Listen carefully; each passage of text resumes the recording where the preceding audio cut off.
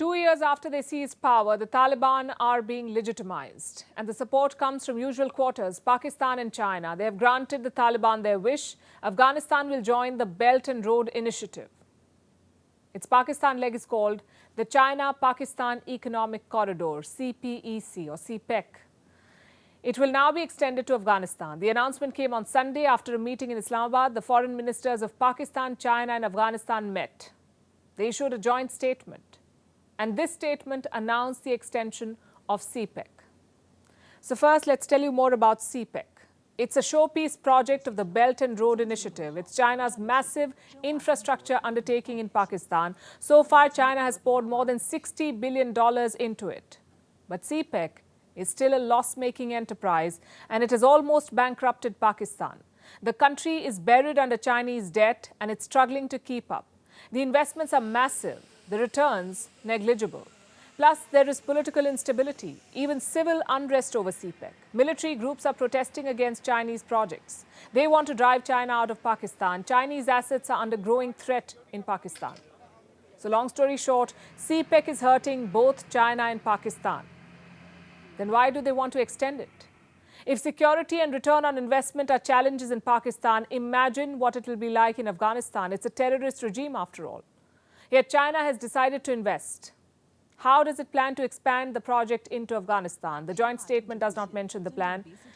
It does not say what the plan is. It's just an expression of intent as of now, but reports say the groundwork has begun and the Taliban is quite keen to get on board. Well, why won't they? They're desperate for money, for any kind of investment. And China has been a willing partner. Earlier this year, they signed their first contracts, Beijing and Kabul. These were petroleum projects. Do you know who got the contract? A subsidiary of China National Petroleum Corporation. They will extract oil from the Amu Darya Basin. This is in northern Afghanistan. And this contract should tell you what Taliban brings to the table, the natural resources of Afghanistan. This country is said to be sitting on a ton of minerals, reserves of iron, copper and gold. They're scattered across provinces and they're worth almost $1 trillion. Hence China's interest and risk-taking appetite. If Afghanistan joins CPEC, China can access these reserves, these $1 trillion reserves. The Taliban could offer these in exchange for Chinese investment, and that's exactly what Beijing has been eyeing. So that's one reason why it wants to expand CPEC. But it's not the only reason. CPEC is proving to be a financial burden. Since inception, the project has been unsustainable. Simply too big for a country like Pakistan. As of May 2022, just 3 projects in Gwadar have been completed, 12 remain unfinished. Gwadar is the main hub for CPEC. China is building a massive port there.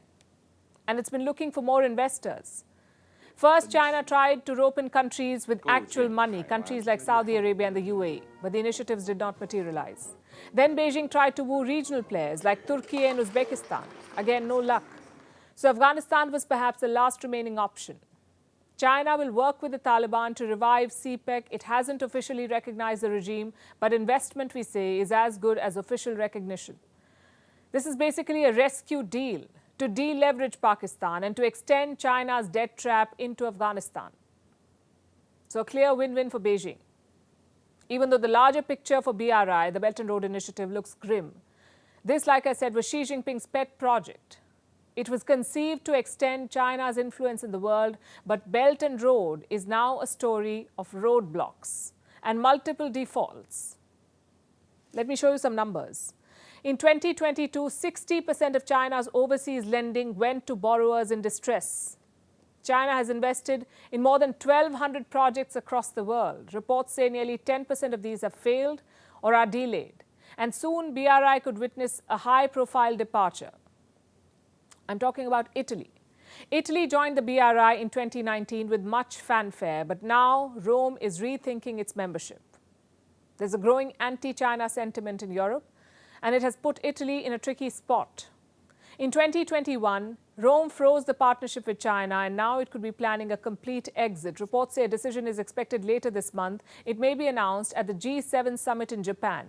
G7 is the group of 7 biggest economies of the world. Italy is a member. Its exit from BRI will be a major setback for China, perhaps the first of many.